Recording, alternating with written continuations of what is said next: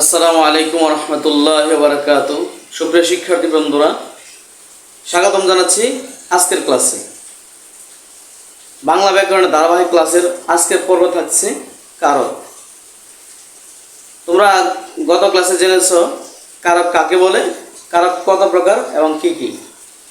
আমরা আজ থেকে ধারাবাহিকভাবে প্রত্যেকটি কারক চেনার উপায় সহ, মনে রাখার উপায় সহ ধারাবাহিকভাবে বিস্তারিত আলোচনা করবো ইনশাল্লাহ।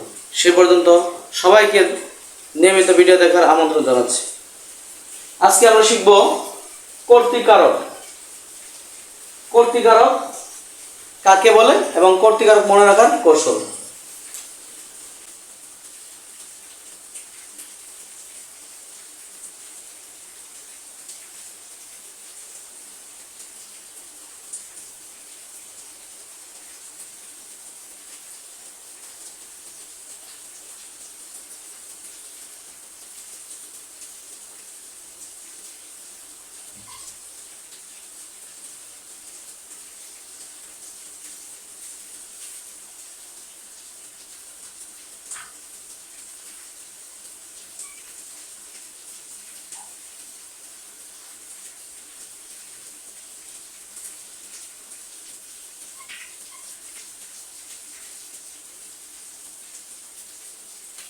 সুপ্রিয় শিক্ষার্থী বন্ধুরা, যে কাজ করে সেই কর্তা বা কর্তৃকারক। যেমন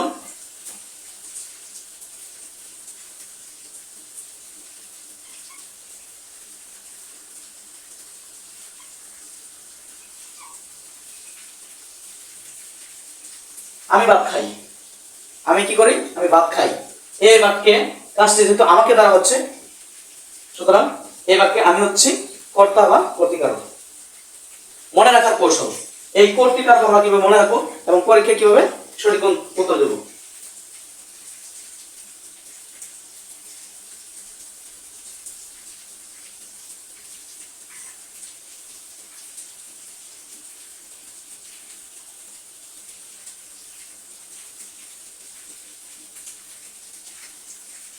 মনে রাখার কৌশল, কর্তৃকারক মনে রাখার কৌশল হচ্ছে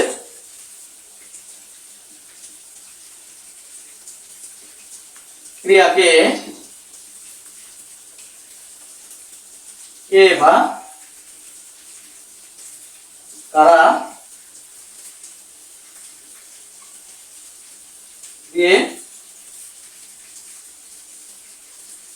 প্রশ্ন করলে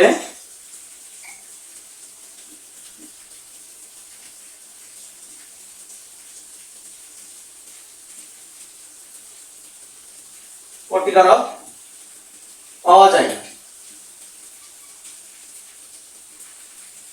যেমন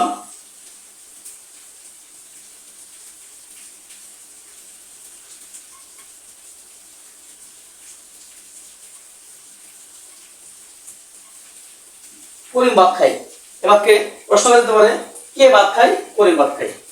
প্রশ্ন হচ্ছে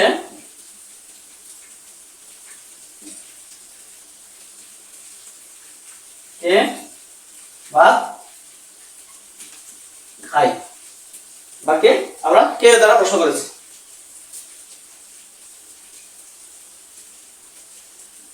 ছাত্ররা ফুটবল খেলে। প্রশ্ন হচ্ছে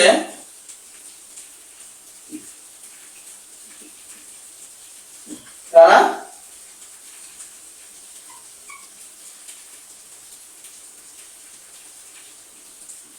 ফুটবল খেলে।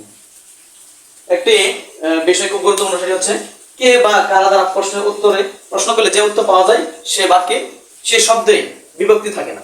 সুপ্রিয় শিক্ষার্থীবৃন্দ, আজকের এই পর্যন্তই। আজকে আমরা জানলাম কর্তৃকারক কাকে বলে এবং কর্তৃকারক মনে রাখার একটি কৌশল। পরবর্তী ক্লাস দেখার আমন্ত্রণ জানিয়ে শেষ করছি। আসসালামু আলাইকুম রহমতুল্লাহ।